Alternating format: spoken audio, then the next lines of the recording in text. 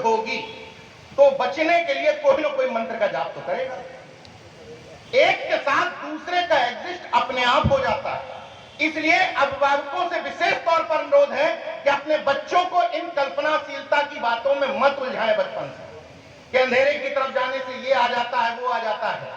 दरअसल ये हमारे मन के फितूर है।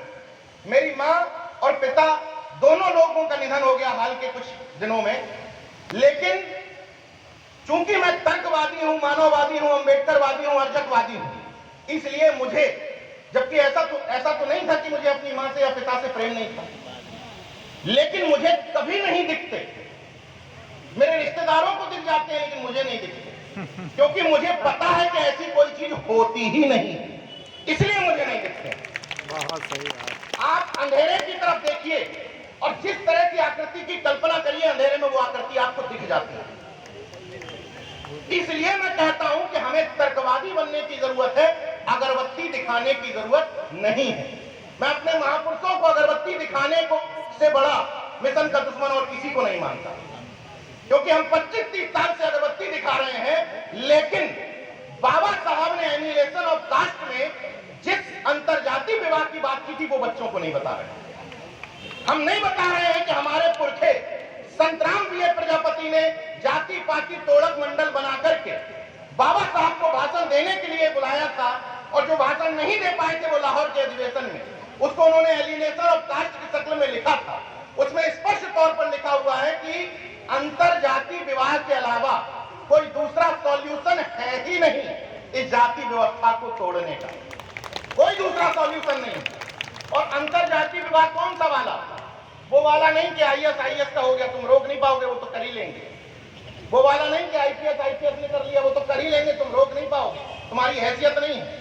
अंतरजातीय विवाह ये कि पटेल साहब को मौर्य साहब का लड़का पसंद आ रहा है तो रिश्ता लेके पहुंच जाए, भैया रिश्ता करोगे हमारे यहाँ।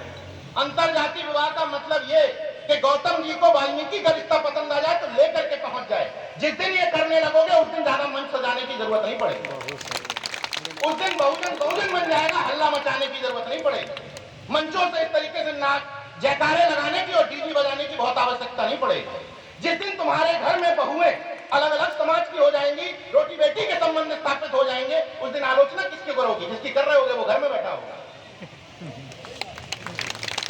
लोग हमसे कहते हैं नीरज भाई यादव बहुत ज्यादा अधिकारी हो गए, तो हमने दामाद बना लो, SDM बन गया तो शादी कर लो, और जिसको लगता हो कुर्मी ज्यादा हो गए तो तुम दामाद बना लो, समस्या ही खत्म हो जाएगी।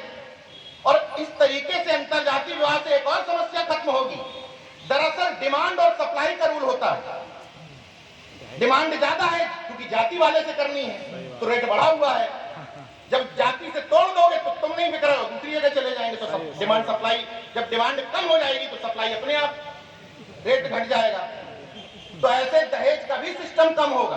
और ये तो सार्वभौमिक रूल है कि जिनके खिलाफ हम अपनी लड़ाई मानते हैं वो सेम टाइटल में शादी नहीं करते हैं। करते हैं क्या? नहीं करते। तो सीखा क्या हमने? बस इतना सीखा इतने सालों में, मनुवाद गलत है, ब्राह्मणवाद गलत है, ये गलत है, ये नेता गलत है, ये अधिकारी